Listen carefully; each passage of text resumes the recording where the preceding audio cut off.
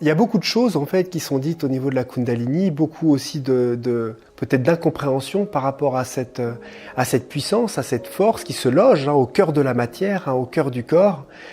Certaines personnes considèrent que c'est quelque chose d'inutile, d'autres de perturbant, d'autres de dangereux, etc., etc.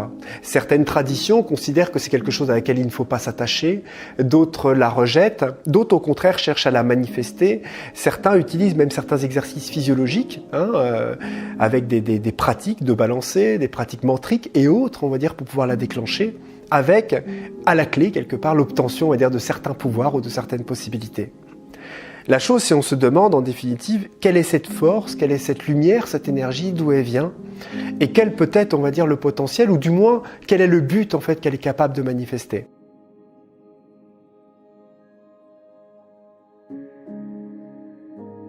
Je pense que l'éveil est à la mesure déjà de l'hypersensibilité qu'on a au départ, et ensuite de l'éloignement qu'on a avec sa vraie nature, quoi. Et du coup, moi, je m'en étais tellement éloignée et j'étais quelqu'un de tellement hypersensible que du coup, à un moment, quand on verrouille tout, la nature a trouvé cette espèce de magnifique possibilité de se réveiller. Sauf que moi, j'avais besoin d'un bazooka. C'est comme si, je sais pas, il y a un ruisseau puis qui s'est emmuré. Enfin, une énergie que je compare au flot de l'énergie qui nous traverse, quoi. Et puis on l'emmure comme ça. Le corps est complètement, voilà. Moi, on voit les photos de mon mariage. Je suis on aurait dit un robot, quoi. Donc forcément, l'essence qu'on est, moi j'ai comme une goutte d'eau qui a fait péter le mur que j'avais construit, et du coup très fortement, quoi. C'était vraiment un éveil extrêmement puissant qui a duré un gros moment et qui a vraiment tout cassé dans ma vie. Mes rigidités corporelles, tout ce que j'avais construit qui n'était pas moi, mon mariage, le poste que j'avais. Donc j'ai vécu en même temps que cet éveil corporel une crise immense. J'ai perdu mon job, j'ai perdu mon mari, j'ai vécu une trahison, j'ai vécu une faillite financière hallucinante. Et tout ce que j'avais refoulé, toute mon hypersensibilité a explosé. Et toutes les émotions que j'avais pas voulu sentir, la peur, la colère, enfin bon... moi, je pensais être quelqu'un de parfait, et en fait, j'ai une reconnexion à toutes mes ombres et à toutes mes imperfections que j'avais surtout muselées, quoi.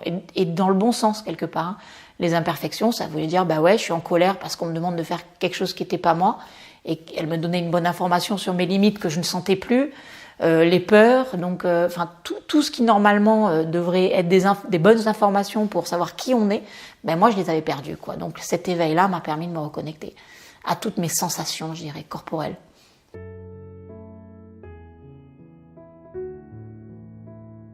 C'est vraiment comme un flux. Et quand ça s'éveille, ça rencontre en nous les émotions, les croyances qui sont dans notre canal sous forme de densité ou de fluidité ou d'accélération. Donc ça peut rencontrer des murs à l'intérieur de nous, ça peut rencontrer des murs de croyances par exemple, ça peut rencontrer des failles émotionnelles comme un trou à l'intérieur.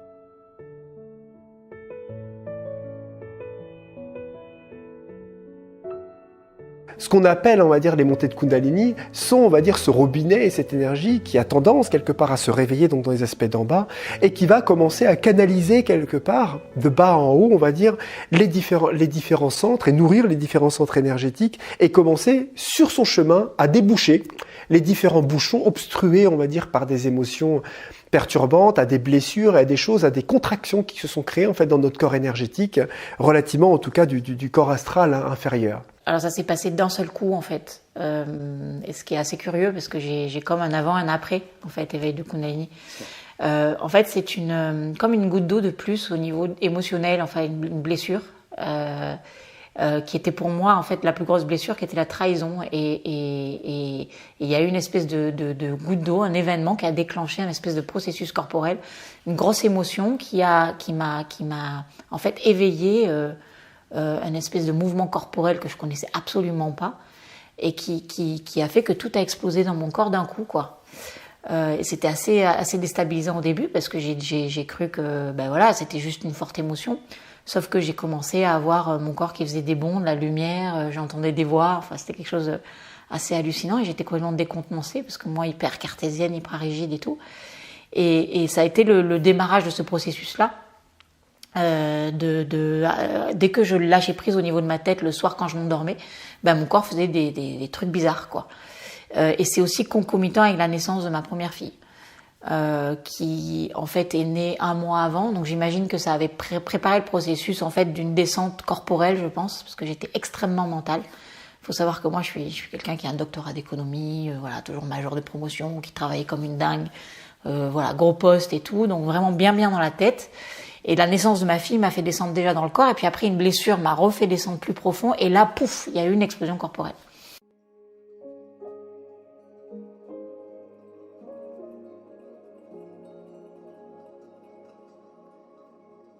Les toutes premières montées, elles ont eu lieu dans une période de basculement assez brutale, avec un intérêt soudain et très puissant pour la spiritualité et cette soif de découvrir qui j'étais réellement, au-delà des apparences et de ce qui est communément admis. Donc je me suis mis à méditer tous les jours, intensément, pendant plusieurs heures. Puis au bout de seulement quelques jours de méditation, j'ai commencé à ressentir une boule d'énergie se manifester en bas du coccyx. Et je remarquais qu'elle était directement liée à l'absence de pensée. C'est-à-dire que plus mon esprit était vide, plus ça l'excitait. Donc je ne savais absolument pas ce qui se passait, je ne savais pas ce que c'était, hein, j'avais jamais entendu parler de Kundalini. Donc j'avais vraiment aucun repère sur ce que ça pouvait être. Puis d'un coup, cette boule d'énergie là, a littéralement explosé. Et là, j'ai ressenti une énergie électrique me traverser de bas en haut en faisant ce mouvement-là. Alors je ne bougeais plus du tout, je ne comprenais pas ce qui se passait. Et les premières fois, c'est monté jusqu'au niveau du plexus. Les fois d'après, c'est monté jusqu'au cœur. Et là, j'ai ressenti comme un énorme choc électrique dans le cœur. Je m'entendais crier intérieurement « Ah !» C'était hyper intense, mais aucun son sortait de ma bouche. Et ensuite, les jours suivants, je ressentais une énorme chaleur dans toute la poitrine, une chaleur extrêmement apaisante qui invitait au calme, au silence.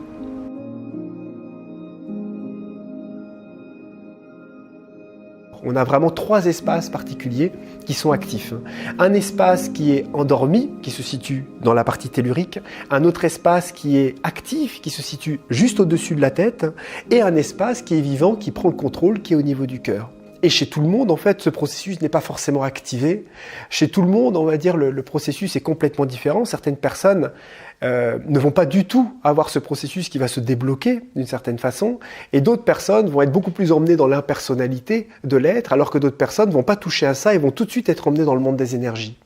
Parce que la Kundalini en elle-même, quand elle se réveille d'un certain point de vue, va amener, on va dire, un réveil de ces énergies dans le corps, généralement situées donc de bas en haut, et va commencer à pénétrer le corps, en commençant principalement au début à nettoyer les corps subtils. Je vivais des trucs corporels, c'est-à-dire que il y avait des gros éveils et ça coinçait au niveau du plexus, là où il y a le siège des émotions. Donc on sent réellement que là, il y a comme un pont, un saut à avoir avec des gardiens, quoi. Enfin, je sais pas comment expliquer ça, mais ça tapait tellement fort et du coup ça me faisait vomir parce que c'était des émotions tellement refoulées qu'elles n'étaient pas encore capables de sortir de mon corps. Et du coup, le symptôme, je sais pas, quand vous avez une grosse émotion, vous vomissez, c'était la même chose. C'est-à-dire qu'au départ, moi, c'était des vomissements.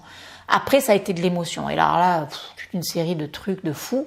Et on sentait bien que là, il y avait un passage, quoi. C'était complètement fermé. Et c'était le passage du cœur. C'était, on sentait bien que ça passait pas, quoi. En tout cas, au début. Et donc, quand cette force, elle pousse, et qu'il y a un mur de croyance que, par exemple, on n'a pas accès directement à Dieu, ou que la sexualité est une force démoniaque, elle va pousser, parce qu'elle est neutre, elle n'a pas de jugement sur ça. Donc elle s'éveille simplement parce que c'est le moment. En ce moment, on est au printemps. Et donc, on est en pleine Kundalini saisonnière. Je veux dire, les fleurs vont pousser, elles vont se mettre à pousser en une nuit. Mais il y a des adolescents, ils prennent 10 cm en un été, c'est la même chose. Ils commencent à bourgeonner, ils ont des boutons, parce que les hormones se mettent en route. Donc cette force, elle pousse. Et quand elle rencontre des murs de croyances, elle peut faire sauter le mur. Et puis on voit des délires psychiques. Généralement, les personnes qui commencent à vivre des nettoyages qui sont relativement grossiers, c'est-à-dire un petit peu dans le corps astral inférieur, vont commencer à vivre des montées qui vont être relativement violentes, assez fortes, assez pris de saccades, de choses assez fortes, de mouvements spontanés. C'était plutôt un syndrome de Kundalini, comme on l'appelle, plutôt qu'un éveil, dans le sens où c'est un truc pas marrant à vivre dans son corps, quoi. Et en même temps, qui m'a relié à mon essence profonde, quoi. Mais au début, c'était un nettoyage, quoi, comme si on met du desktop dans un canal, quoi. Et du coup, plein de manifestations hallucinantes, quoi. J'ai des manifestations, j'en avais de multiples, c'est-à-dire que je faisais des sorties hors du corps. Alors vous imaginez, pour quelqu'un qui a des parents qui grèvent des cœurs poumons, qui sont hyper cartésiens, tout on réussit, on est parfait, tout ça. Moi, je découvrais un monde. Je dis, mais je suis en train de devenir taré, quoi. J'avais des flashs dans les yeux. J'avais mon corps qui faisait des mouvements involontaires, c'est-à-dire l'énergie bougeait toute seule, dès que je lâchais prise. Donc, mon corps faisait des mouvements de yoga. Il faisait des mouvements de sport aussi pour réactiver en fait la circulation du sang, par exemple, de taper les pieds par terre. Enfin voilà, des trucs qu'on fait en yoga aussi, avec où on tire la langue très fort, avec des bruits, des sons. Enfin voilà, quelque chose qui est assez marrant. J'avais aussi énormément de synchronicité je dis, mais la vie est magique, c'est-à-dire que à la fois je vivais des émotions très dures avec des manifestations corporelles où j'avais des orgasmes spontanés alors que j'étais à la limite frigide. J'avais des vomissements, même comme en nettoyage. C'est comme si vous aviez, je sais pas moi, du 200 000 volts qui passe dans un fil trop petit, quoi. Donc le corps, il a des manifestations de bonds, de choses qui bloquent. J'ai des symptômes, j'en avais des tas, quoi. Et ces synchronicités qui me faisaient découvrir une magie. Je lisais un livre, le lendemain, j'étais en train de vivre la scène du livre. Enfin bon, je le relate dans le roman que j'ai écrit parce que c'était juste dingue. Et j'avais tout un monde qui s'ouvrait à moi, qui était magique, que je connaissais pas, avec la découverte aussi de plein de gens qui vivaient des choses comme ça. Et je me dis, mais on nous a caché tout ça. Et moi, en étant extrêmement rationnelle, extrêmement cartésienne, je voulais trouver du sens à ce que j'étais en train de vivre, quoi. C'était vraiment une crise existentielle, spirituelle, avec une foi immense en la vie que je n'avais jamais ressentie. Et au milieu de ça, une série d'épreuves. Et j'avais autant d'ombre et de lumière dans ma vie, quoi. C'était quelque chose d'hallucinant.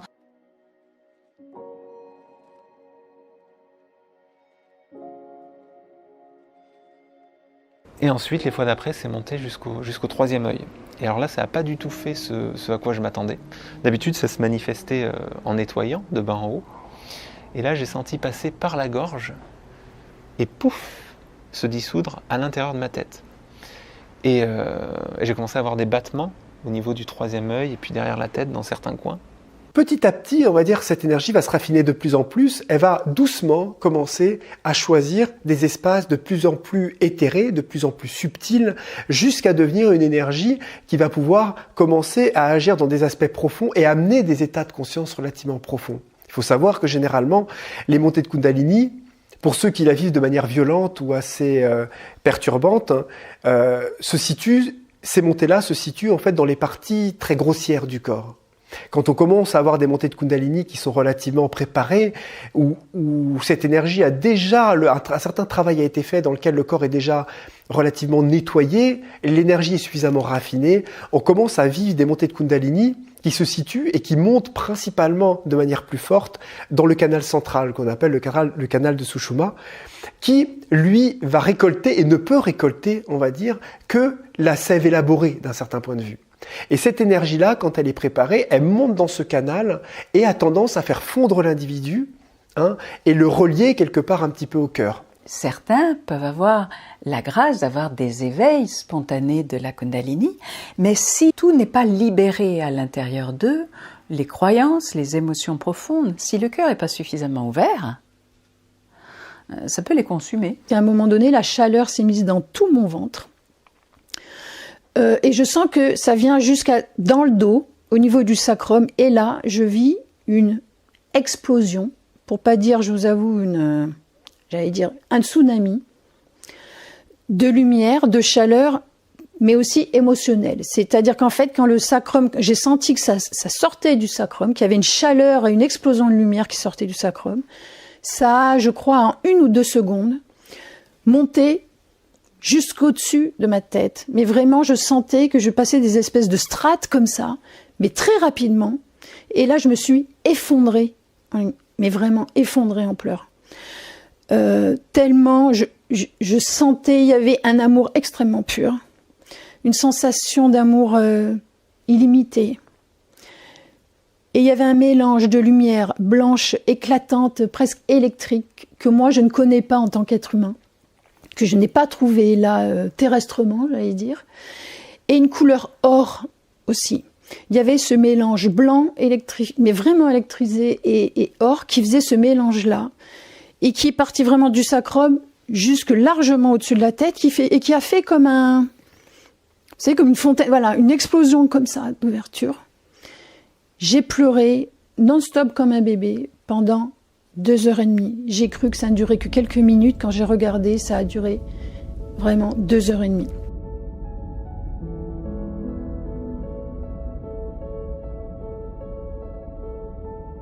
C'est pas simplement une énergie qui monte.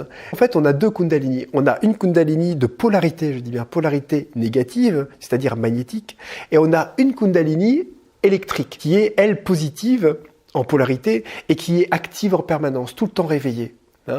Et celle-là, c'est celle que l'on ressent en fait en permanence quand on ressent une pression sur la tête, quand on ressent une descente d'énergie, quand on sent quelque chose qui a l'air de descendre des plans supérieurs et descendre en nous. C'est en fait la réponse quelque part, c'est l'action on va dire de cette kundalini positive, réceptacle des énergies supérieures qui descend à travers nous et qui cherche à montrer le chemin quelque part un petit peu à la kundalini qui elle cherche à monter.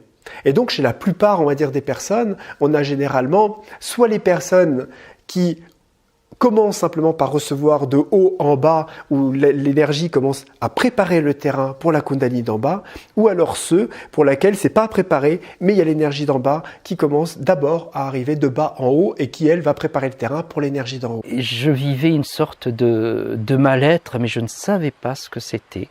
Et au bout d'un moment, j'ai commencé à sentir des frissons qui ont commencé des pieds et du bout des pieds, des orteils, et qui ont monté de façon sur une tranche très précise tout le long du corps. Et puis ça s'est répété, et ensuite c'est devenu des vagues.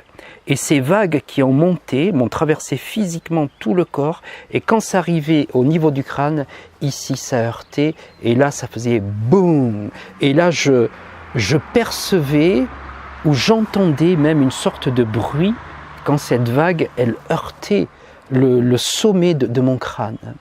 Et pour moi, c'était tellement intense et tellement douloureux, mais en même temps d'une douleur particulière, que je ne savais pas si j'allais vivre ou mourir. Et donc, la douleur était très particulière, c'était juste une douleur quand ça heurtait et que ça résonnait à ce niveau-là. Et donc, au bout d'un moment, je ne sais pas combien de temps il s'est écoulé, peut-être au moins 5-10 minutes, peut-être plus, je pensais que j'allais vraiment mourir.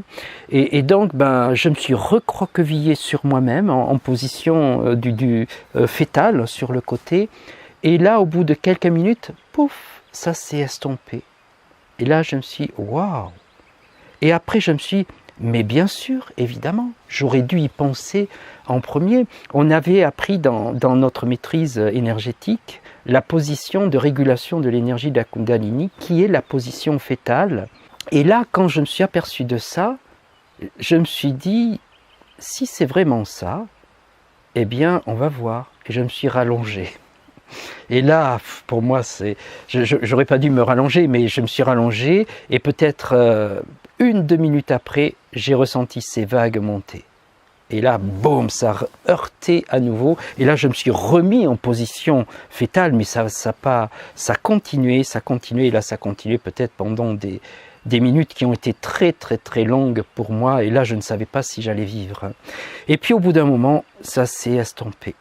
Et là, je ne me souviens plus de rien. Je suis resté dans cette position-là et je me suis réveillé dans cette position-là le matin. Alors, la première chose qui s'est passée, en fait, c'est une reconnexion à mes sens et à mes sensations. Et en fait, dans la découverte de cet endroit-là, que j'avais nié étant extrêmement mental, il y avait toute la découverte d'un univers énergétique qui était complètement étranger de moi. et qui me donnait en fait, je sais pas, une puissance énorme déjà. Et au début, des choses qui étaient extrêmement difficiles à vivre, puisque qui dit descendre dans les sensations dit tout ce que tu as oublié, tu vois, les peurs, ce que tu as refoulé, même des trucs, j'imagine, transgénérationnels qui m'appartenaient pas forcément, donc énorme nettoyage émotionnel. Donc c'est pour ça qu'en même temps que ces émotions que je nettoyais, je vomissais, etc. Et plus je descendais en profondeur dans ce monde-là, et plus je descendais dans la connexion à l'énergie, c'est-à-dire la capacité de sentir le flux d'une énergie qui me circulait dans le pied ou qui faisait battre mon cœur, etc. Et là, comme la sensation qu'en fait, ce flux énergétique, il me reliait au tout. Et c'était assez hallucinant de me dire, en fait, tout ce qu'on cherchait à l'extérieur, dans la conscience, dans les sorties du corps, dans les théories, tout ça, c'était bullshit, quoi. Que la seule chose qu'il y avait besoin de sentir, finalement, c'était cette espèce de flux qui circulait dans le corps et qui savait tout. Et à partir du moment où j'avais juste de mettre la conscience à cet endroit-là, j'effectue une espèce de mariage et d'alliance entre ce qui est en dehors, la conscience, cette prise de recul, à mettre dans l'espace du senti. Et là, waouh, à chaque fois que je faisais ça, là, je découvrais tout un monde. Et ça a changé cette perception de dire, ouais, en fait, à l'intérieur, je sens quelque chose qui me relie à tout. Et j'ai eu cette espèce de sentiment d'être accompagnée, de plus jamais être seule, alors que ma plus grande blessure, c'était l'abandon et la trahison. Et là, je me sentais plus séparée ni trahie, puisque en faisant ça, j'avais la découverte grâce à ce chemin dans la descente du corps et dans cet espace, en fait, qu'on a toujours renié, qui est l'espace derrière l'émotion. Hein, j'avais cette alliance qui était faite, quoi, le mariage entre la conscience qui est plutôt du masculin et la sensation qui est plutôt du féminin. Et là, waouh, ça y est, je sentais une espèce de réunion, de plénitude, donc je me suis plus coupée des émotions que je ressentais, parce que dès que je descendais à cet endroit-là, je me sentais pleine, réunie, connectée, en reliance avec n'importe quoi, avec l'arbre, avec l'animal, avec toi. Il suffisait juste que je descende dans cet espace-là. Et la Kundalini m'a fait descendre tellement au plus profond de la sensation de mon corps, et que c'est à cet endroit-là finalement que pour moi il y avait la clé de ce qu'on avait besoin de connaître de nous, quoi. Parce que cette énergie, c'est celle qui fait bouger les étoiles, pousser un arbre, et que c'était pas si compliqué que ça finalement, et qu'on se compliquait beaucoup de choses à cause de ce qu'on se racontait dans la tête quelque part.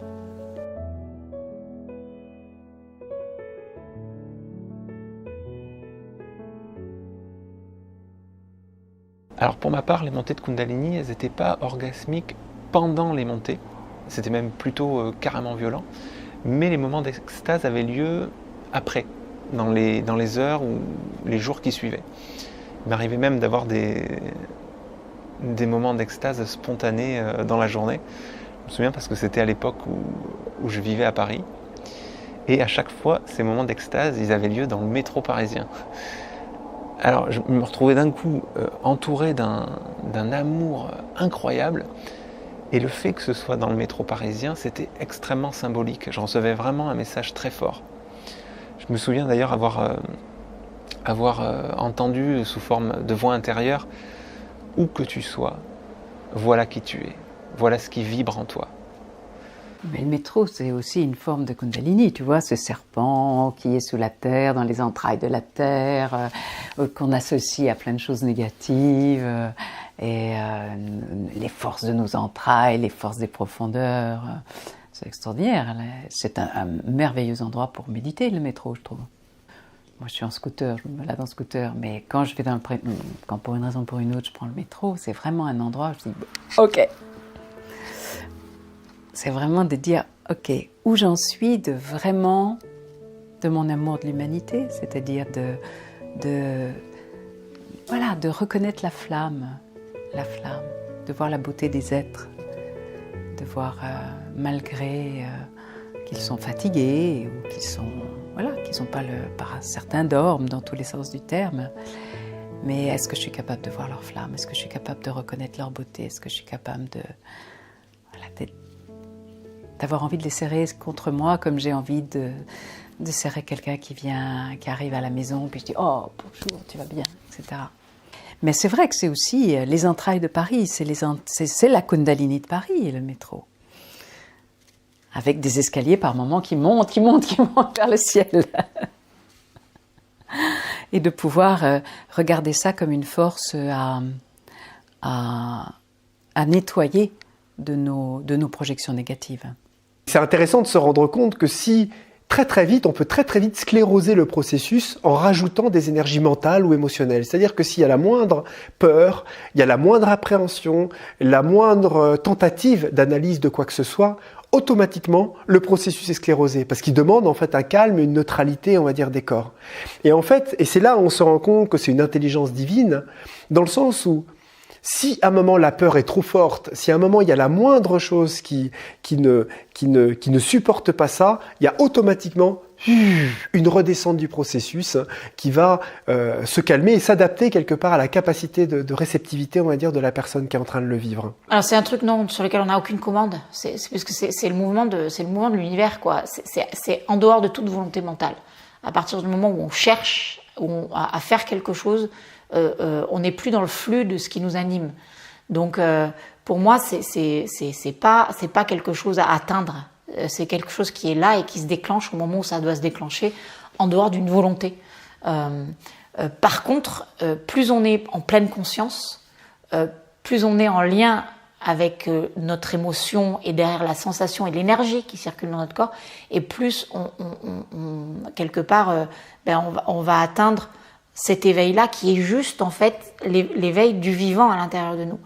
C'est tout en fait. Et plus on est loin du vivant, plus on va vivre des choses compliquées pour s'y reconnecter, parce que la nature elle est bien faite. Quand on s'éloigne de ce mouvement vivant-là, elle nous fait vivre des trucs pour juste sentir cette énergie qui a permis au spermatozoïde et à l'ovule de se rencontrer, qui est en dehors de toute orchestration mentale, quoi. Donc il suffit juste quelque part de s'y relier. Alors la Kundalini, ça fait partie en fait du mouvement, à mon avis, d'éveil qu'on a besoin de connaître, parce que il y a une évolution humaine, et deux, parce qu'on est dans un monde où on s'est tellement déconnecté de la Terre que cette énergie, c'est une énergie tellurique, c'est l'énergie qui part du bas et qui va monter. Mais ce mouvement qui monte, c'est un mouvement de cette reconnexion à notre prise de terre, quoi, qui est une énergie beaucoup plus instinctuelle, primale, que ce dont on entend parler dans la spiritualité quand on dit on est dans l'unité, quoi. Ce n'est pas cette énergie-là, c'est pas la même. Et comme on est des êtres dotés de conscience à la différence des plantes, il faut mettre de la conscience sur ce mouvement-là. Un mouvement comme ça tout seul, on est un arbre, quoi. Ok, on est une plante qui pousse, on est un animal. Nous, on est des êtres humains qui ont besoin de relier l'univers de la conscience, d'être présent en fait à cette énergie-là, qui est une énergie instinctuelle et terrestre et tellurique. Voilà, pour moi c'est ça. Et c'est vrai qu'il y a tout un mouvement de personnes qui parlent de la conscience, qui est un mouvement spirituel qui est magnifique, parce qu'effectivement, mais c'est plus un mouvement qui nous déconnecte du corps, qui nous font connaître effectivement ce recul, cette unité, le fait d'être ailleurs. Et en même temps, la Kundalini, c'est une énergie féminine, qui est une énergie du monde du vivant, terrestre, tellurique. Ce n'est pas la même énergie. Et notre rôle en tant qu'humain, c'est de faire ce mariage entre ces deux dimensions et d'arrêter de cliver ces mondes-là, quoi. Et pour moi, ces mondes sont encore trop clivés au sein de la spiritualité, au sein des entreprises. On a le monde matériel, on a le monde spirituel, on a le monde du féminin, on a le monde du masculin, on a des super enseignants de conscience, et on a des super enseignants de gens qui effectivement expérimentent ce mouvement énergétique. Et pour moi, il y a une alliance à faire là.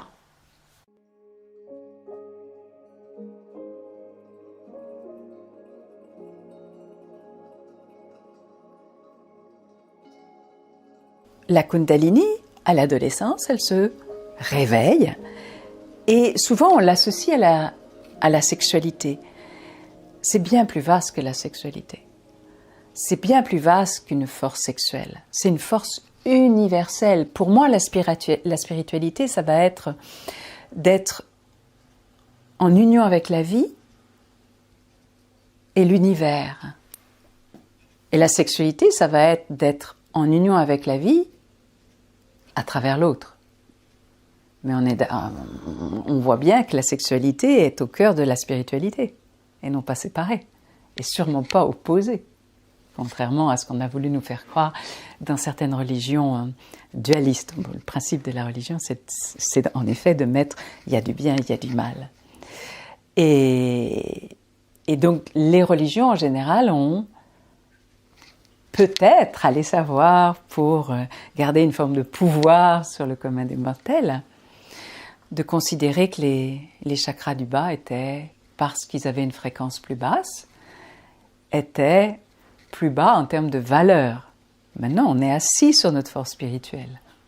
Il peut y avoir des pensées, des pulsions sexuelles qui montent, des cris, voire des insultes, des choses obscènes qui peuvent être dites, etc.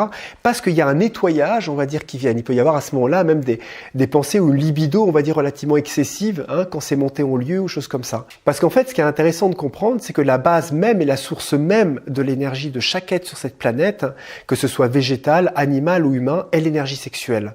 Et cette énergie sexuelle, en fait, principalement est utilisé, donc je ne sais plus, à un pourcentage qui est relativement énorme, on va dire, pour l'être humain, mais qui n'a d'autres possibilités quelque part dans la vie de puiser en fait dans cette énergie pour tout ce qu'il est en train de faire. C'est-à-dire qu'en fait, c'est la quantité et la qualité et la puissance de notre énergie sexuelle qui détermine notre taux vibratoire vital, mental et autres. Alors certes, ça ne veut pas dire qu'on a besoin d'avoir des pensées sexuelles, mais simplement on utilise cette énergie sexuelle dans le mental pour le structurer, on l'utilise spirituellement, on l'utilise vitalement ou pour le sport, etc., etc.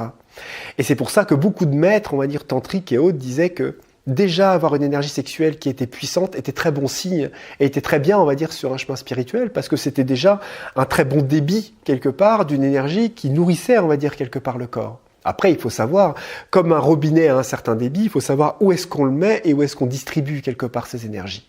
Alors il m'est arrivé d'avoir des périodes très intenses avec 4 montées de Kundalini en 4 jours. Je dormais plus la nuit, j'avais dû dormir même pas 15 heures, je crois, en 4 jours.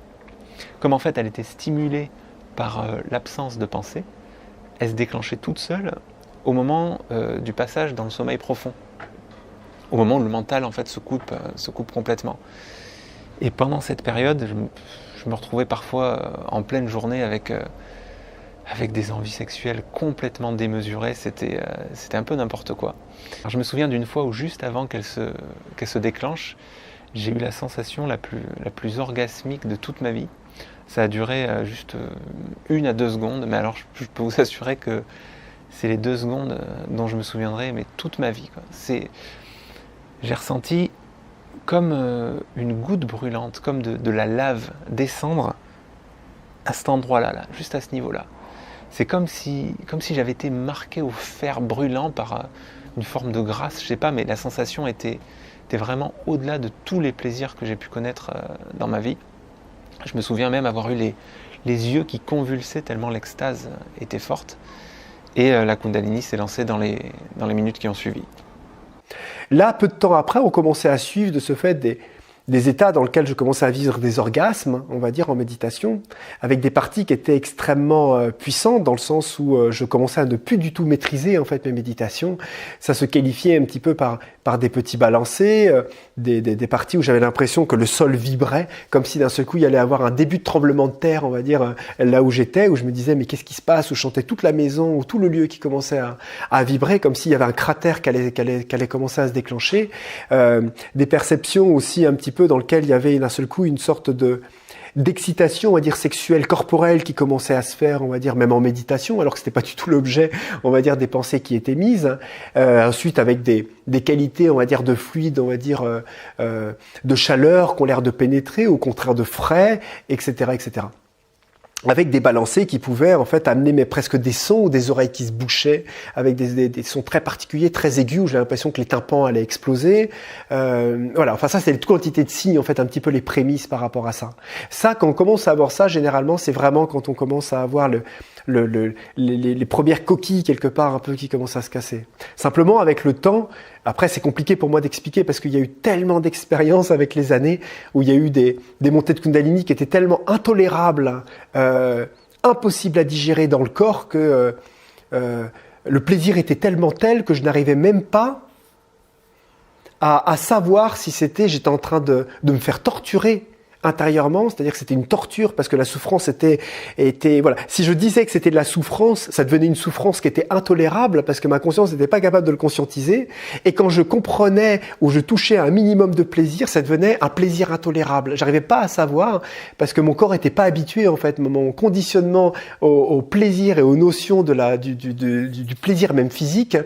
Et vital ne rentrait même pas dans ce champ-là. Donc j'avais pas de possibilité en fait de me rendre compte. Simplement, quand tout ça redescendait, il en résultait quelque part une sorte de paix dans lequel vibrait en fait véritablement le cœur, le corps. Et je vivais au tout début de mes premières montées comme ça, ce que j'appelais des éjaculations divines du cœur, dans le sens où quand on connaît un petit peu la Kundalini, on se rend compte qu'elle fonctionne, vous savez, un petit peu par rythme. Ça fait comme un peu vous savez, quand on met de l'eau dans un tuyau et pouf, pouf, pouf, pouf, il y a un rythme en fait. Ça engendre automatiquement et ça met en place ce qu'on appelle le système Feni et il y a un rythme. Et quand on commence à avoir des montées de Kundalini, on commence à avoir des balancés comme ça. Et on se rend compte qu'en fait, ce processus de balancer amène, stimule et maintient quelque part les montées en fait qui commencent à y avoir lieu.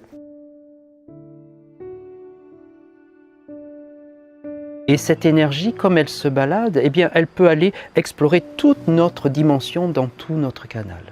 Et le fait de vivre une expérience belle et fluide avec la montée de Kundalini, c'est une circulation naturelle au travers de tous les chakras et tout notre canal qui va nous amener à toucher un état où il va y avoir quelque chose de plus vaste, de plus stable, qui va englober quelque chose et qui va entraîner un état de bien-être magnifique, une sorte de béatitude, mais j'aime pas ce mot parce qu'on reste dans la matière, hein, et en restant dans la matière, il y a quelque chose qui s'ouvre et qui fait que je peux prendre tout ce qui m'entoure.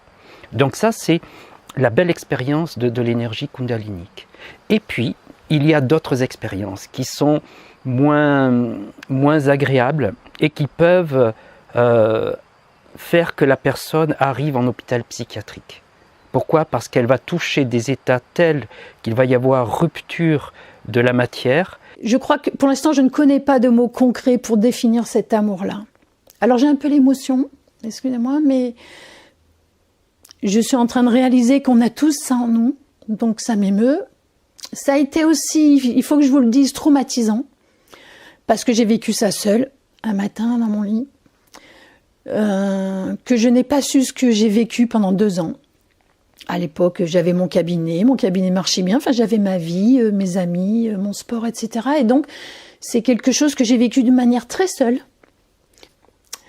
Excusez-moi pour l'émotion, mais c'est exactement ça. Et pour la première fois, de pouvoir le poser, c'est...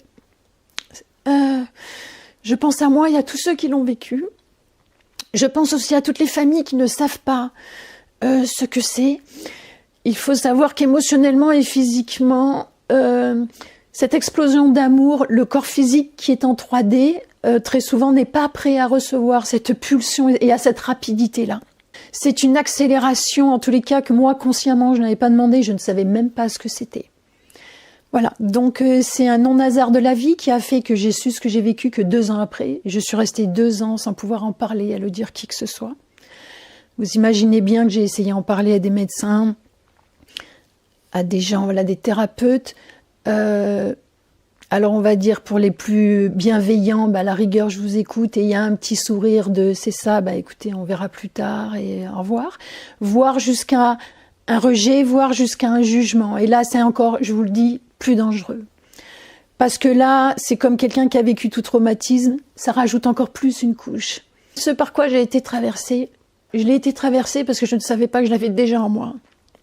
Moi, je l'appelle Dieu. Chacun y met le grand tout, chacun y met, d'accord. Jamais j'aurais dit ça il y a 10 ans. Quand je m'entends parler, je souris. Je suis bienveillante avec moi et je me remercie, je me gratifie. Mais voilà, donc pour vous dire que moi je suis même allée jusqu'à demander d'être hospitalisée en clinique. Et au lieu de juger, je crois que si les personnes spirituelles ou qui sont sur ce chemin-là se mettent aussi à critiquer le monde médical, on fait la même chose que ce qu'ont fait toutes les autres personnes avant. Et tout le système qui existe depuis des siècles. Pour moi, c'est qu'on n'a pas compris. Il est primordial pour moi d'entendre qu'on fait partie de ce tout.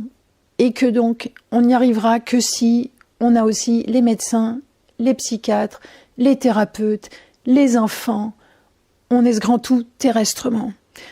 Et j'aimerais quand même juste dire que j'ai eu la chance de tomber sur une clinique donc psychiatrique où j'ai eu beaucoup de chance, où le psychiatre venait d'entendre parler de ce qu'était que la Kundalini, et encore plus quand les gens le vivaient seuls. Donc j'ai eu beaucoup de chance. Je n'ai pas eu un psychiatre qui m'a jugée, qui m'a traité de folle. Il m'a dit « vous êtes tout sauf ça, vous avez même un cerveau qui fonctionne plutôt bien ».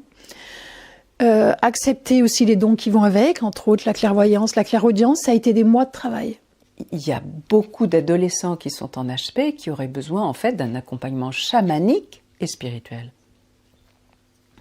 Parce qu'ils ont eu des éveils de Kundalini, mais qui ont, c'est-à-dire des moments d'éveil spirituel, mais qui ont rencontré des croyances, qui ont rencontré des murs à l'intérieur d'eux-mêmes, et ça a tout explosé.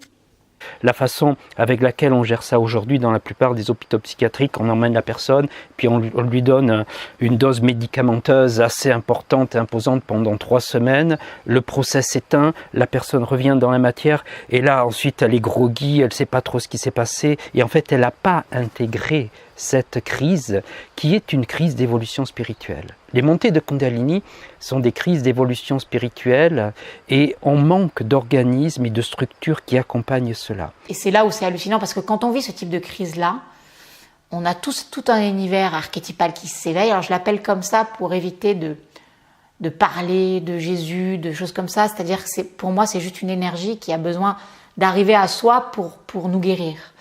Et souvent, des gens, quand ils vivent des trucs comme ça, ils se prennent pour l'élu ou je sais pas quoi. C'est vrai que moi, je rêvais de Marie-Madeleine, je faisais des méditations avec Marie-Madeleine, m'offrait un crâne, etc. J'ai appris à avoir le melon et me dire, bah, ça y est, je suis l'élu, je suis Marie-Madeleine, je me suis réincarnée, etc. Comme on voit beaucoup. Moi, je le vois pas comme ça. C'est que j'étais tellement loin de mon féminin.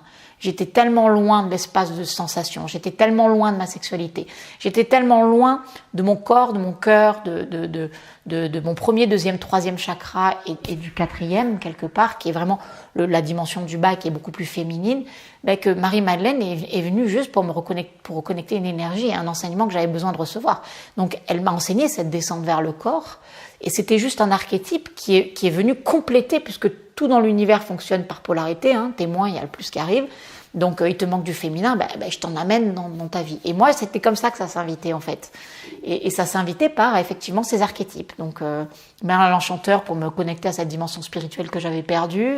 J'avais Indiana Jones qui venait souvent aussi parce que j'avais ce côté aventurier, comme je raconte enfant, où j'adorais aller dans la nature. J'avais complètement perdu ça puisque je travaillais dans l'entreprise. Et puis, j'avais Marie-Madeleine, effectivement, qui m'apprenait cette descente dans le corps. Et c'était assez marrant parce que c'était pas des livres que je lisais, c'était comme une énergie qui me pénétrait quelque part, et waouh, et je sentais et qui m'enseignait quelque chose. Donc comme si la connaissance elle préexistait à moi, quoi. Et c'est là quand tu es super cartésien, tu te dis mais je suis en train de devenir gaga, je vais finir à l'HP, c'est pas possible, quoi. Et en même temps, que des validations de ce que j'étais en train de vivre, des enseignements que je recevais, je les lisais le lendemain.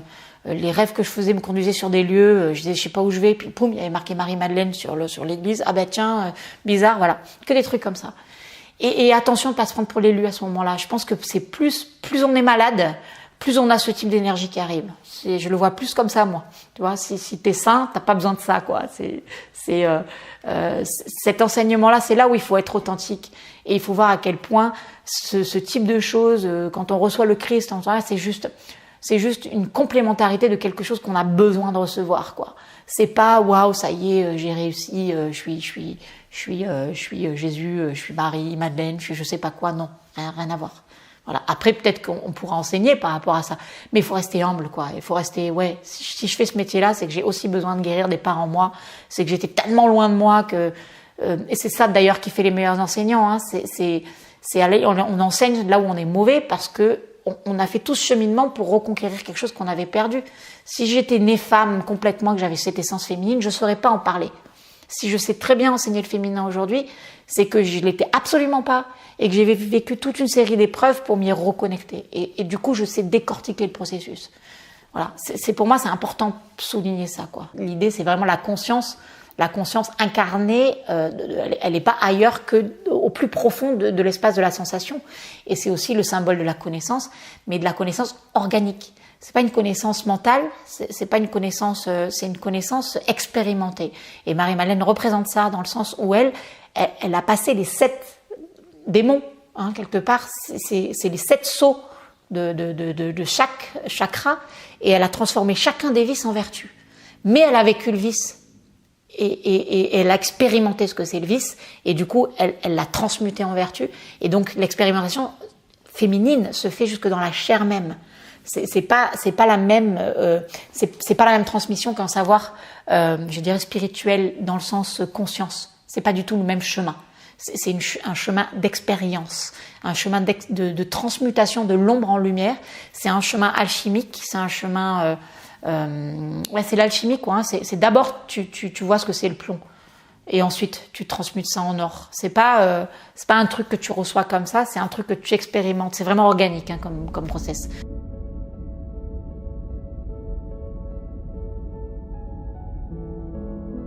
Moi, à un moment, les énergies étaient devenues tellement fortes, on va dire, dans mes expériences, que j'avais même peur d'aller méditer, de m'asseoir et de fermer les yeux, parce qu'à chaque fois, les montées étaient presque d'une puissance, on va dire, presque intolérable. Et un jour, j'ai eu l'idée, d'ailleurs, en fait, presque soufflé, on va dire, par une amie à moi, de communiquer avec elle, en fait, et de lui carrément expliquer et commencer à dire, mais d'être simplement plus douce, plus, on va dire, plus calme avec moi, de ne pas freiner le processus, mais juste de l'amener à être adapté quelque part à ce que j'étais capable de recevoir et de ne pas me faire trop peur par rapport à ça. Et littéralement, toute la stratégie a été changée, a été complètement différente. Comme si la substance, la texture, la pression prenaient une allure complètement différente, les couleurs n'étaient pas les mêmes, et l'énergie s'est adaptée à quelque chose de beaucoup plus doux. Comme si on m'avait amené d'abord à un processus dans lequel on m'amenait à plus une ouverture du cœur pour amener ensuite un fluide beaucoup plus propre, beaucoup plus sain, qui m'amenait d'abord à fondre, d'abord à me détendre, pour ensuite commencer à faire monter quelque chose dans laquelle mes sensations, quelque part, n'étaient plus autant impliquées, en définitive, qu'au début. Et pendant ces 4 jours, donc j'étais complètement exténué et j'en pouvais plus. L'énergie était vraiment beaucoup trop forte. Alors je me souviens, le 4e jour, spontanément, je me suis mis à parler à ma Kundalini. Et là j'ai dit stop, j'en peux plus, j'ai plus assez de force pour continuer à recevoir autant d'énergie, j'ai vraiment besoin d'un temps d'intégration maintenant. Et ça s'est arrêté net, et plus rien pendant plusieurs mois. Il faut savoir que mon processus en fait de Kundalini n'a pas commencé forcément moi de bas en haut, il a commencé de haut en bas. Il y a eu d'abord des descentes profondes qui ont été faites, qui m'amenaient en fait à des mal de crâne, à des nettoyages, à des pressions sur la tête qui ont duré en fait de cela pendant des mois, mais j'arrivais pas à mettre le doigt dessus. En fait, je savais pas ce qui se passait en fait véritablement.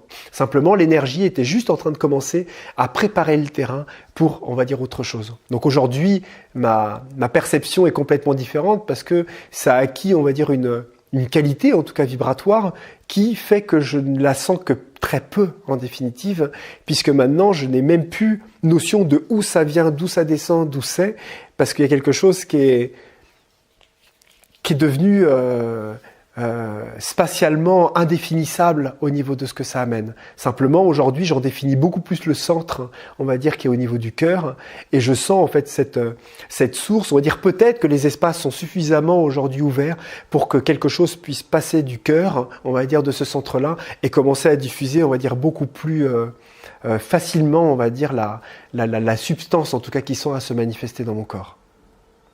Si le cœur n'est pas ouvert, c'est dangereux.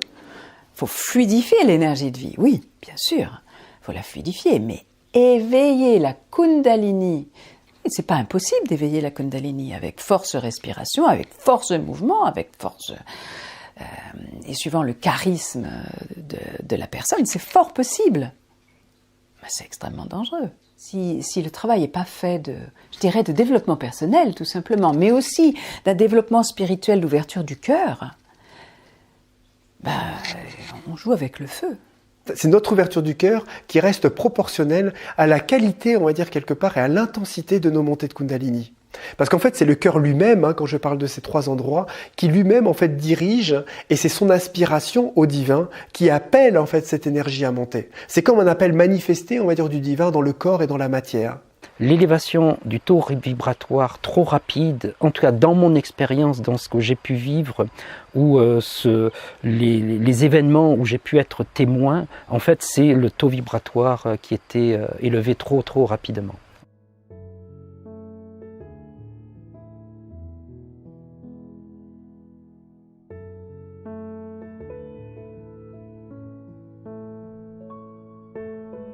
Je ne suis pas sûre, ça n'est que mon avis, que cette violence, et je ne suis pas la seule à l'avoir vécue, je ne suis pas sûre que ce soit en lien. Très souvent, j'ai vécu en fonction du terrain émotionnel, ou que la personne a peut-être pas encore travaillé sur elle, et que du coup, elle revient de plus loin.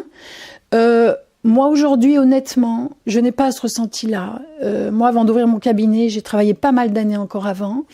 Mon cabinet, voilà, j'ai été ancrée, j'ai été solide. Moi, en tous les cas, je ne fais pas un lien direct. Donc tout d'abord, tout un nettoyage émotionnel. Moi qui croyais être la Vierge Marie incarnée, dans le sens où j'étais parfaite, j'essayais de faire les choses bien, j'essayais d'être gentille. Voilà, surtout sois gentille, d'accord, je suis une gentille petite fille. Donc j'étais très gentille petite fille. Et tellement gentille petite fille que j'étais open à tous les pervers narcissiques de la planète et qu'on pouvait faire n'importe quoi, c'était open bar, quoi. C'est-à-dire qu'aucune notion de ma limite. Et de mon jeu, comme je parlais tout à l'heure, c'est-à-dire l'incapacité de dire aïe, ça fait mal, quoi, puisque je ne sentais rien du tout, quoi.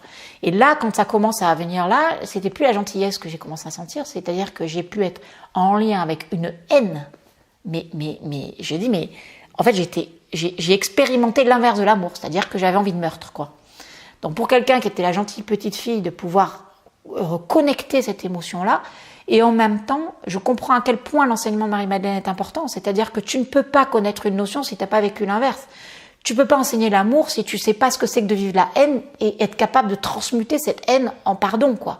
Ça veut dire que oui, pardonner, mais avant, sans ce que c'est que l'inverse. Parce que sinon, c'est du papier rose que t'entoures autour de merde, quoi. Et il y a beaucoup de gens qui font ça. Hein, ouais, l'amour inconditionnel, etc. Et puis tu sens que derrière, il y a tout sauf de l'amour inconditionnel, il y a une série de choses refoulées, et il y a d'abord besoin de connaître tout ce que tu as refoulé. Et moi, j'ai d'abord vécu ça. Tu vois, au moment où ça coinçait là, c'était... je dis, mais c'est pas possible. Comment est-ce que c'est possible d'avoir autant d'émotions négatives, quoi.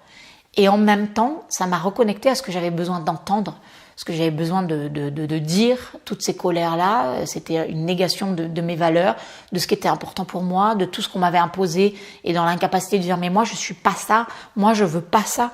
Et j'ai compris que plus j'étais en lien avec ma colère, et plus je pouvais être capable de poser ce qui était important pour moi. Ok, ben moi c'est pas ça que je veux faire ça. Ah non, mais c'est ça que tu dois faire. Mais si t'es pas capable de connecter la colère, tu peux pas t'appuyer dessus pour dire moi je suis pas ok. Et ça veut dire que plus tu t'y connectes et moins tu vas être en colère, parce que plus tu vas être capable de poser ce qui est important pour toi, moins tu auras besoin de sentir ça pour poser ta limite, tu vois. Et ça a d'abord été ça. Et ensuite c'est venu ici. Et là, waouh, ça a été comment dire, à chaque fois que l'énergie passait là, je sentais mon cœur qui craquait. Mais vraiment des craquements, quoi. C'est comme si, et là c'était que des pleurs. Alors là, tu vois, c'était colère, et ici c'était que des pleurs. C'était comme si les pleurs me nettoyaient toutes mes rigidités, tu vois. Et pour connaître vraiment l'ouverture du cœur, il a fallu que je vive une énorme séparation. C'est-à-dire que mon cœur s'est tellement brisé dans ma blessure qu'il y a quelque chose qui a pu rentrer. C'est-à-dire que j'ai tout lâché, j'ai dit ok, ça va, waouh, rentre dans cette blessure-là, rentre dans cette douleur. Et la douleur était tellement puissante qu'à un moment, je me suis laissée être dedans. Et là, je me suis sentie rentrer d'une autre énergie, et j'ai senti une plénitude hallucinante. Au moment où je sentais ma plus grosse blessure, je sentais également toute la réunion et tout l'amour qu'il pouvait y avoir dans mon corps, quoi. Et là, je me suis sentie pleine. Et c'est là où j'ai senti vraiment que là, ça commençait à s'ouvrir. Et puis après là, autre saut ici, à cet endroit-là. Des trucs qui sortent pas, des trucs qui coincent. Et mon corps faisait beaucoup de mouvements comme ça, involontaires, pour décoincer l'énergie. Hein, c'est-à-dire que, je sais pas pourquoi, bref, des mouvements de plus en plus rapides et qui ont commencé à débloquer là. Tu vois, et effectivement, après, là, c'est des lumières, et puis après, voilà, ça a été 3-4 ans après, quand ces choses-là ont commencé à se décoincer, qu'effectivement, là, j'ai commencé à avoir des éveils de conscience, là, pour le coup, qui étaient en rien ces éveils émotionnels dont je parlais. C'était waouh, une découverte encore d'une autre dimension. Alors, l'anecdote la plus forte et la plus troublante, ça restera celle que j'ai vécue aux Canaries, où j'étais parti tout seul en vacances. Et le premier soir, à mon arrivée, je me mets à méditer sur mon lit, et elle se déclenche. Et à ce moment-là, des visions apparaissent en simultané. Et alors les couleurs sont beaucoup plus belles que celles du quotidien, elles sont beaucoup plus brillantes, plus colorées, plus éclatantes. Et là, dans cette vision, 2 personnes viennent me chercher, mais je ne vois pas leur visage. Et elles me disent « Viens, on a une surprise pour toi ». Enfin, elles ne me le disent pas avec une voix, c'est plutôt transmis par une forme de télépathie, de pensée imposée. Et j'ai la sensation d'être dans un vaisseau. C'est assez difficile à expliquer, mais j'ai cette sensation-là. Donc je me mets à suivre les 2 personnes et on m'emmène dans une salle, dans un sous-sol. Et je dois descendre des escaliers pour y accéder. Et je commence à voir qu'il y a un grand écran dans la salle. Et en fait, plus je descends les escaliers, plus l'écran se dévoile. C'est-à-dire que d'abord, je commence à voir le bas de l'écran, puis le milieu, puis l'écran tout entier. Et ce qui est très étrange, c'est que ma Kundalini, son intensité est directement connectée aux marches des escaliers que je descends. C'est-à-dire que plus je descends et découvre davantage de l'écran, plus elle s'intensifie, jusqu'à ce que je me retrouve en bas, face à la totalité de l'écran, où là, elle explose littéralement. Et sur l'écran, je vois 2 personnes, un homme et une femme. Et l'homme, je sais que c'est moi, alors que je vois très bien physiquement que c'est pas moi. Donc c'est très bizarre comme sensation, c'est très subtil. C'est un peu comme si on connectait à une base de données en soi qui sait, qui se souvient, mais pas du tout une mémoire contenue dans les classeurs du cerveau, dans les souvenirs. Et la femme, je ne sais pas qui c'était. Et ce qui est très bizarre aussi, c'est que tout le long, ma conscience était simultanément dans les 2 endroits. C'est-à-dire que je vivais pleinement la scène que je viens de décrire, et en même temps, j'avais une autre partie de moi qui avait conscience d'être sur le lit en train de vivre la Kundalini. La Kundalini est d'un certain point de vue l'outil qu'a prévu un petit peu le divin pour permettre, on va dire, la personne à être prête quelque part à recevoir quelque chose de nouveau. En fait, très généralement, en fait, dans notre manière de voir les choses aujourd'hui de manière occidentale, là où on en est en fait un petit peu aujourd'hui, on prépare plus généralement un petit peu le corps à se nettoyer, déjà en commençant à nettoyer le processus de perception du je, du moi, par du développement personnel, par un travail lié en psychothérapie, en psychogénéalogie, en psychanalyse, en rebirth, enfant intérieur, constellation, etc. On va commencer à démonter un petit peu tout ce qui encombre quelque part la structure énergétique pour commencer à laisser la place un petit peu au cœur, à l'amour, à la conscience, on va dire, de venir. Simplement, à une certaine époque, des êtres se sont réalisés depuis des millénaires. Et c'est souvent ce que je dis, c'est que à une époque, le disciple qui allait voir son maître n'était pas là pour raconter son Oedipe de ses parents, de sa jeunesse à son maître spirituel. On l'amenait en fait simplement à débloquer les énergies et on l'amenait à pouvoir et à se relier à ça parce que tout était prévu dans la nature et tout était prévu dans le corps pour permettre le déblocage et la purification, on va dire, de tous les blocages de la structure. Donc en fait, c'est quelque chose qui existe depuis la nuit des temps. Donc ça veut dire par là que le développement personnel tel que nous le connaissons n'est qu'une possibilité de nettoyage et de purification, on va dire, quelque part, de désencombrement, on va dire, de la conscience perceptive. Qu'il existe encore d'autres possibilités, on va dire, énergétiques, et comme il existe des possibilités, on va dire, émotionnelles ou mentales, etc., de pouvoir agir quelque part sur ce désencombrement. Ça, c'est quelque chose d'intéressant. Quand j'ai posé ma main sur mon corps, à l'intérieur, pendant ces 2h30 là, j'ai senti mes milliards de cellules bouger. Vous savez, comme quand on joue au billard. C'était assez dans une grande chaleur et c'était tout ouaté, tout doux à l'intérieur. J'ai guéri physiquement. j'avais 3 symptômes physiques.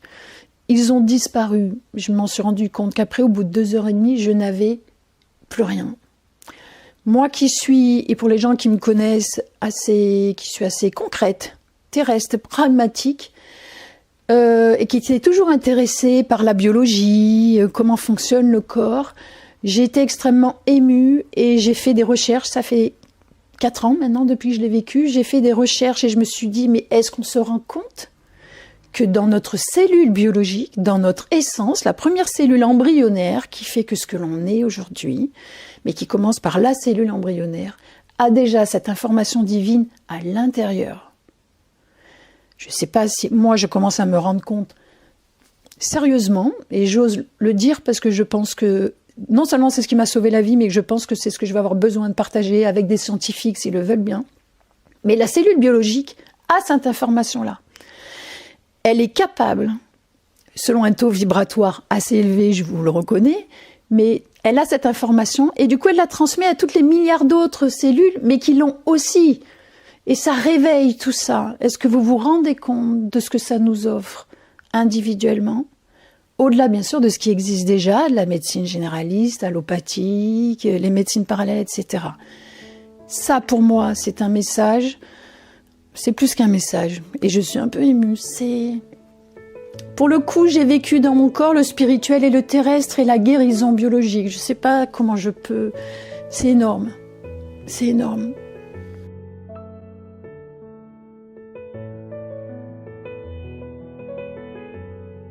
Si ce processus existe, c'est simplement parce que l'âme, quelque part le cœur, et notre partie divine manifestée à l'image de cette énergie divine, de cette Kundalini, va tenter petit à petit, au fur et à mesure, on va dire, du désencombrement du véhicule, va tenter de se rapprocher au plus proche de sa création. Parce que plus elle est proche de sa créature, qui, en tout cas, est une projection, une manifestation d'elle-même, on va dire, dans la création cosmique, c'est ce que nous sommes en tant qu'incarnation avec nos différents corps, va tout doucement commencer à infuser son pouvoir.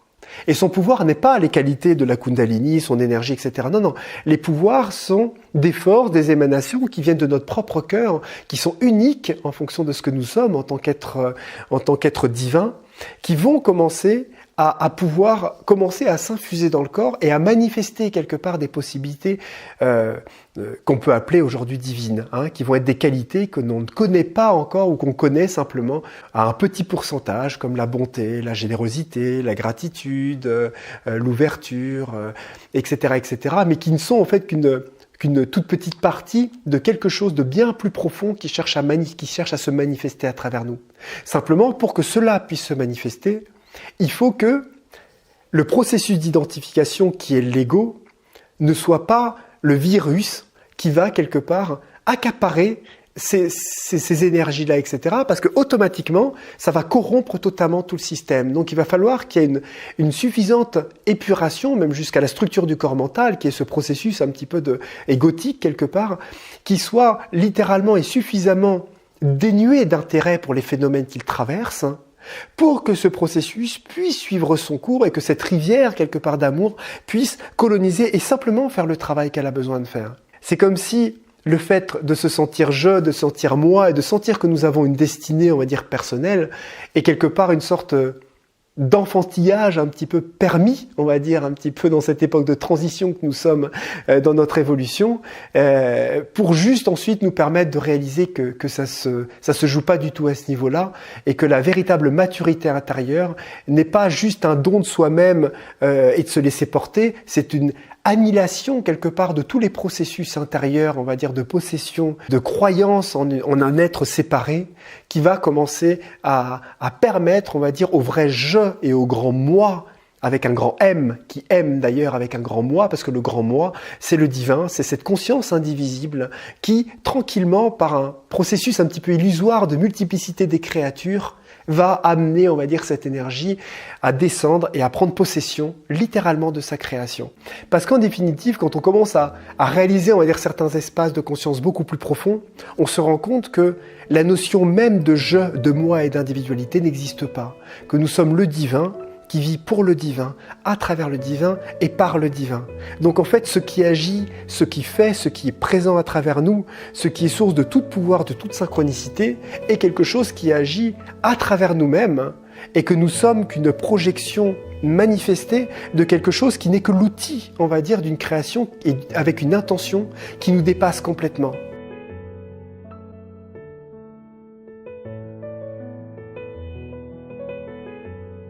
Depuis ces expériences, le plus gros impact dans mon quotidien, ça a été au niveau du ressenti des énergies. Mes mains se sont mises un petit peu à capter les vibrations de tout ce sur quoi je les posais, que ce soit une pierre, un arbre, le sol, une personne. Voilà, je ressens énormément d'énergie dans mes mains depuis ces expériences. Mais une fois, j'ai une montée de Kundalini. En fait, j'avais moi qui connaissais pas l'énergétique, j'avais de l'énergie comme ça, moi qui me sortait des doigts. Et une fois, un jour, dès que j'allumais une prise, il y a tout qui se dégondait. Je faisais faire des ruptures de courant. Et il y a carrément la fiche d'une prise qui est carrément partie et qui s'est désolidarisée je sais pas comment on appelle ça, du truc, quoi. Donc j'ai retrouvé avec un fil avec des bouts comme ça, tellement il y avait d'énergie dans les mains. Donc c'est vraiment des sauts, Des sauts, mais qui ont démarré d'abord par là, qui étaient très ombragés, pour ensuite connaître une félicité ici, quoi. Voilà. Et aujourd'hui, c'est beaucoup plus doux, c'est-à-dire je vis plus, c'est gros bons, c'est des trucs beaucoup plus fluides, voilà, avec beaucoup moins de nettoyage, je dirais. Quand le tuyau est sain, ben voilà, c'est fluide et plus besoin de vivre des trucs hallucinants ni des synchronicités dingues. La vie est redevenue quelque part normale, je dirais, mais je suis vivante, quoi, à la différence d'avant. Il y a un bouquin que j'aime bien qui est Après l'extase, la lessive. Je ne sais plus de qui. Et c'est quelqu'un qui a rassemblé des tas d'expériences spirituelles. Des tas et des tas et des tas d'expériences spirituelles, des uns, des autres, de telles façons de méditer, de gens qui avaient eu des éveils fulgurants, d'autres qui avaient pratiqué sans vivre grand-chose, mais qui quand même s'étaient éveillés, mais sans qu'il y ait d'expériences incroyables. Et on se rend compte qu'on est tous uniques et qu'il y a autant de chemins différents et qu'il n'y en a pas un qui est mieux que l'autre et que le plan divin nous dépassera toujours.